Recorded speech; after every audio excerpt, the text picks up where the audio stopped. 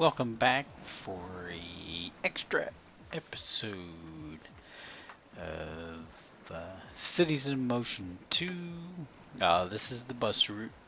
We're just gonna follow one of the citizens around. Just watch them, see where they go.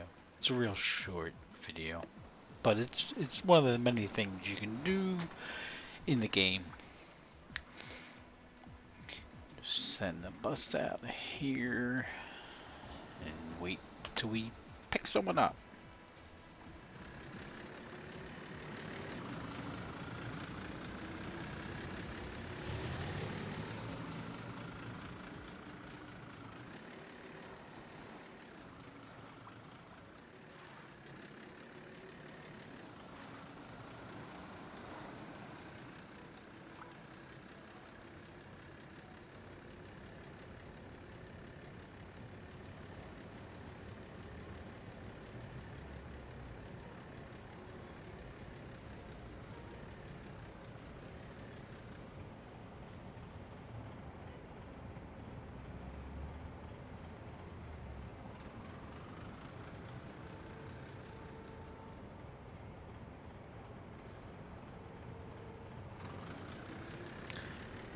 You can rename bus routes if you want, rather than have like Route 1 or whatever. You can name it some things. You can't name it anything.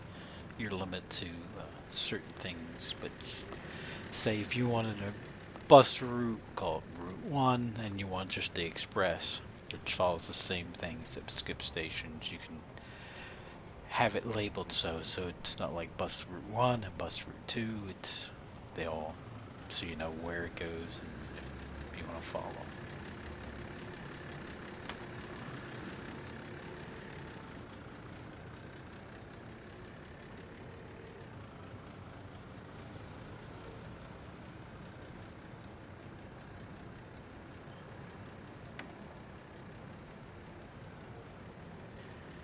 One of the things about this game is a little ambiance. You hear the horns and you hear the buses and you hear trees and birds and different things that make the game a little more appealing than maybe SimCity.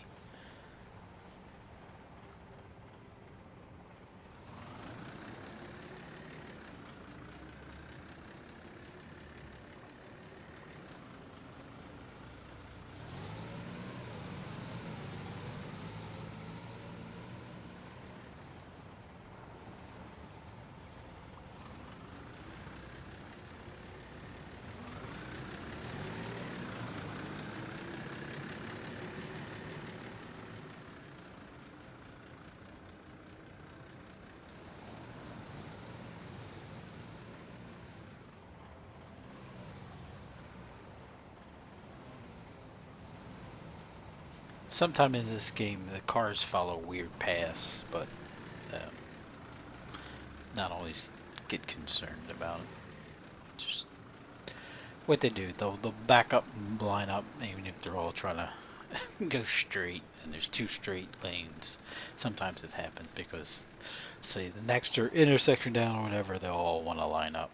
Uh, as far as employees of your system, you can add employees, fare dodgers, basically employees that are like the police. They go try to catch people sneaking on, because the game has built it into it where you can have some of the people take your system don't pay. You can adjust ticket prices throughout the system, different zones, which will go into later. But you can set up where you have different zones, whether to stay on one line completely, which is this first one here. The bluer it gets is it's too cheap. If it's white is normal. If it gets yellow into red, and then you're too expensive, people don't take your line. Even in Sandbox, the ticket prices have a little bit to do with what. But here we're looking at some map data, so you can see traffic density, coverage of your system. Uh, Yellow is one line, red you're not covered. Two lines. As we build more lines throughout the city, you'll see turn green and let you know what your coverage is. There's different graphs. You look see how your how many people take your line over a period. You can do day, week, month.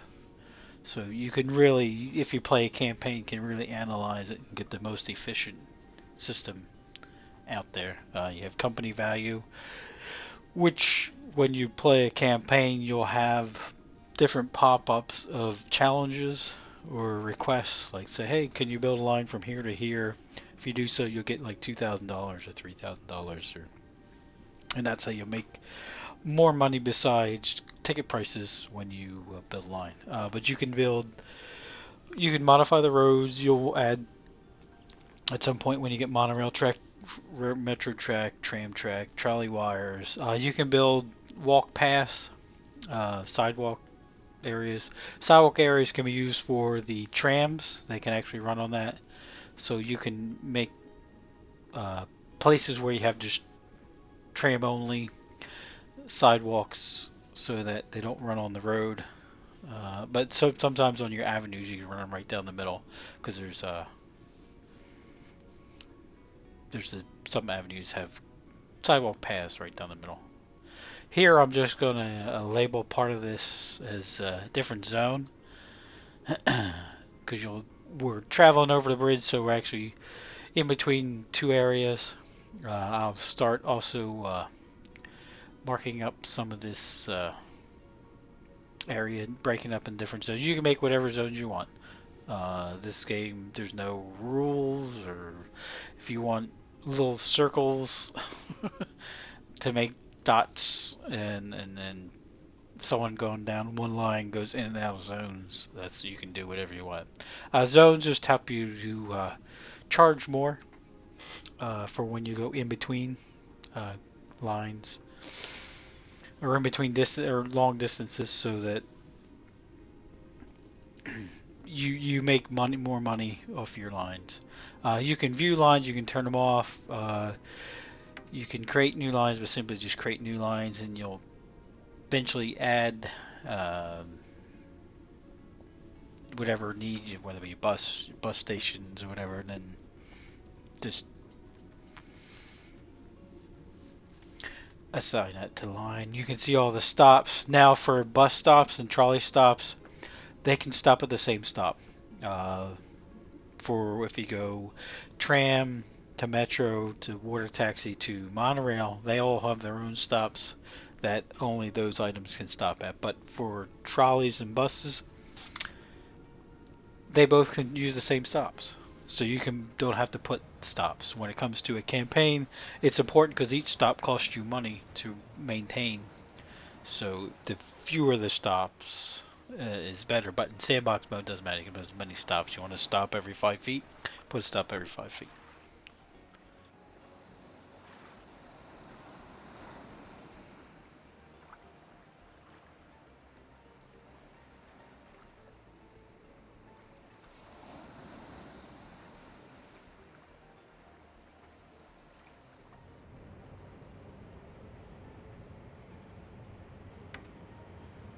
As we continue to follow Scarlett Wilson here.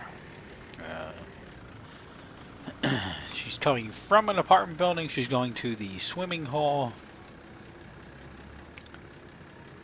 So we'll just drive down the road here.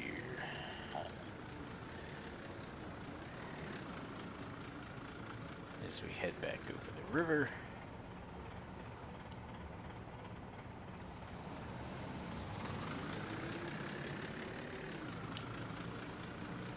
In the previous video I said if you ever wanted to modify these roads, you can modify these roads, put a bus-only lane. You can take them up to 4 lanes in each direction, so if you really want it, if you notice that you see how there's traffic coming off that off-ramp, if that was a problem, you can make that off-ramp bigger. You can change and say I don't want that off-ramp to come here. You can take it down to the next intersection, try to break it up. Because you will have goofy cars that come down off the off-ramp and go right up the on-ramp. For whatever reason, that's what the game does. But you can see you can get traffic backups, and you can actually deal with this and fix it if it becomes a problem. Like if you had bus route that runs across there, all your buses would get stuck. So you can fix that.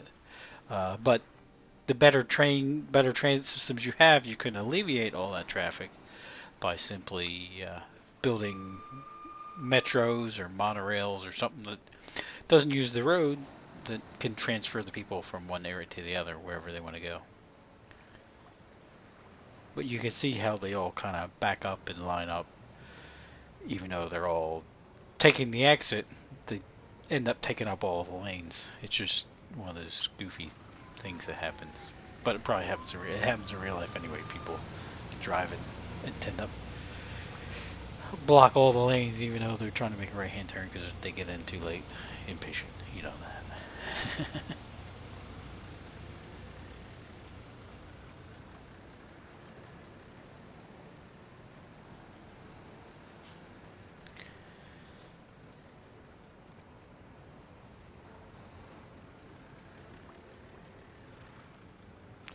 Buses, you could also build roads underground. So if you want an underground bus terminal, you can always build an underground bus terminal. Well, you can't build an underground bus terminal, but you can build an underground pass so you can have buses run on separate roads. You can even build little elevated roads that are just bus only roads.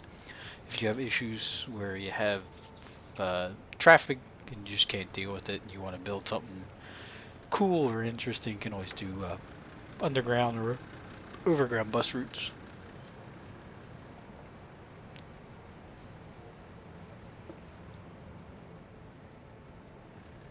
As you can see, when people park, their car kind of just dissolves as they get out. But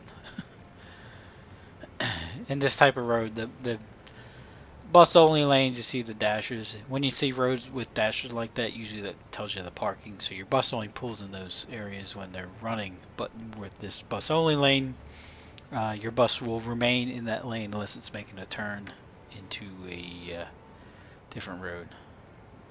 And we're just going to follow Scarlet here.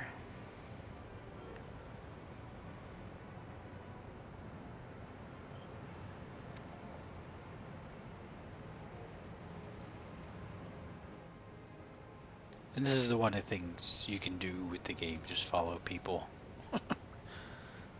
See where they go. So you can build a better transit route. If you can, like I said, you can modify these roads. If you don't want all these bus lanes, if you were playing a campaign, all these bus lanes are costing you money. It's the moment you put a first one bus route down. If you want to eliminate that and just put regular roads and save yourself money, you can. And thanks for watching.